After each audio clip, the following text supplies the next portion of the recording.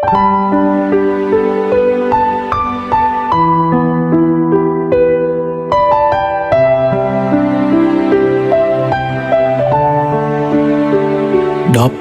เมษาថ្លៃថ្លាឆ្នាំ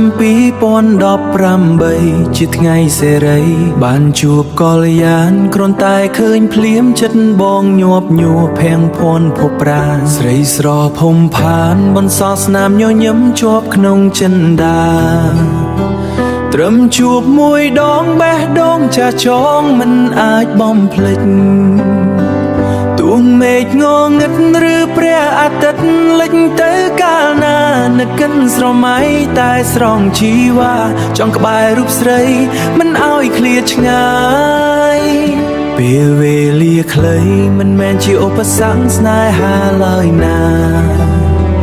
ចិត្តនឹងចិត្តផ្សំឥតមានរារែកបែកចិត្តឡើយថ្លៃឆ្នាំ38ថ្ងៃកាសេរីចងដៃរួមន័យបង្កើតគ្រួសារស្មោះមួយជីវិតពីថ្ងៃនោះមករហូតដល់ឥឡូវផ្លូវស្នេហ៍ថ្លៃថ្លាអរគុណជីវ៉ាដែលផ្ដល់ក្តីសុខសុភមង្គលពិតចំណងដៃស្នេហ៍បរិសុទ្ធវិសេសឥតមានអ្វីប្រៀបកូនស្រីមួយប្រុសពីរជួយបំពេញគ្រួសារកងក្ដៅគ្រួសារកងក្ដៅកាត់ហួរឧបសគ្គរួមសុខរួមទុក្ខរាប់ឆ្នាំកន្លងភរិយាស្នេហ៍បងតែងតែថែថ្នមមិនឲ្យទាស់ចិត្តទាំងមើលថែកូនទាំងផ្ដល់កម្លាំងខ្លួនជាគូពិតជាដងហើមរួរបស់បងហើយពីថ្ងៃនោះមករហូតដល់ឥឡូវផ្លូវស្នេហ៍ថ្លៃថ្លា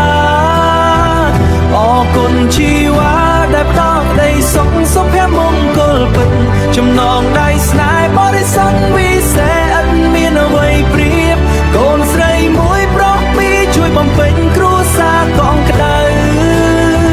គ្រួសារកងក្ដៅទោះកន្លងឆ្នាំក្តីស្នេហ៍បងមាននៅតែដដែល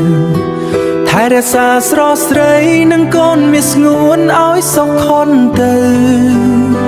ផ្កាយលើមេឃងងឹតក៏មិនស្មើចិត្តភក្តីរួមផ្លូវអរគុណមាសមេព្រលឹងស្នេហ៍ពិតជីវិតបងអើយ